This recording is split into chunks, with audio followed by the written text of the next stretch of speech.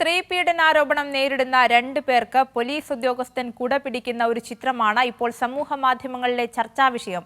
Police ഉദ്യോഗസ്ഥനൊപ്പം കുടക്കീഴിൽ നിൽക്കുന്ന ഒരാൾ മുൻ കോൺഗ്രസ് നേതാവും ഒന്നിലധികം ബലാത്സംഗ കേസുകളിൽ പ്രതിയുമായ രാഹുൽ മാങ്കൂട്ടത്തിലാണ്. ഒപ്പമുള്ളതാകട്ടെ കോൺഗ്രസ് അനുഭാവി തന്നെയായ നടൻ ദിലീപും. ബലാത്സംഗ വീരന്മാർക്ക് കുട പിടിക്കുന്ന പുതുയുഗ പിറവി എന്ന വിശേഷണത്തോടെയാണ് ചിത്രങ്ങൾ പ്രചരിക്കുന്നത്. അന്തരിച്ച നടൻ സലീം കുമാറിന്റെ പൊതുദർശനം നടന്ന പറവൂർ ടൗൺ ഹാളായിരുന്നു വേദി.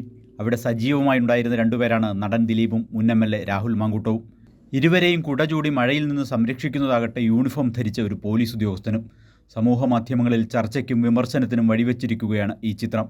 സ്ത്രീപീഡകരായ 2 VIP-കൾക്ക് മാറിയ കാലത്ത് പോലീസ് നൽകുന്ന സംരക്ഷണത്തിന്റെ അടയാളമായി ഏറെ പേർ ഇതിനെ കാണുന്നു. ഇവരെ സപ്പോർട്ട് ചെയ്യാൻ ആളുകളുള്ളിടത്തോളം, ഇപ്പം അധികാരവും കൂടെ കിട്ടിയിടത്തോളം അവർക്ക് എങ്ങനെ വേണേലും എന്ത് വേണേലും ചെയ്യാം എന്നുള്ളൊരു മനോഭാവം ആൾക്ക് കിട്ടിയിട്ടുണ്ട്.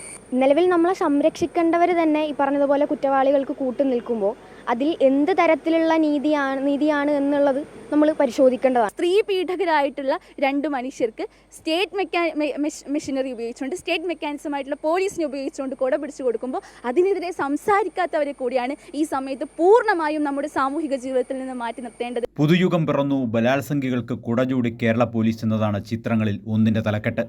മുഖ്യമന്ത്രി VD സതീശനെ ടാഗ് ചെയ്ത് മറ്റൊരാൾ എഴുതുന്നു, അഭിമാനം ഒരിടത്തു നിന്ന് വാങ്ങാൻ കിട്ടില്ല.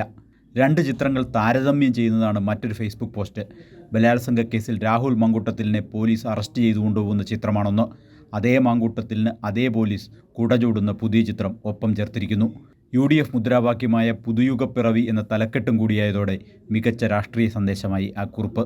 പുതിയ ഭരണത്തിൽ സ്ത്രീ പീഡകർക്ക് ലഭിക്കാൻ പോകുന്ന സംരക്ഷണത്തിൻ്റെ പ്രതീകാത്മക അടയാളമായി ഈ ചിത്രത്തെ കാണുന്നവരുണ്ട്. നിലവിൽ ഒന്നിലധികം ബലാത്സംഗ കേസുകളിൽ പ്രതിയാണ് കോൺഗ്രസ് നേതാവായ രാഹുൽ മാങ്കൂട്ടത്തിൽ.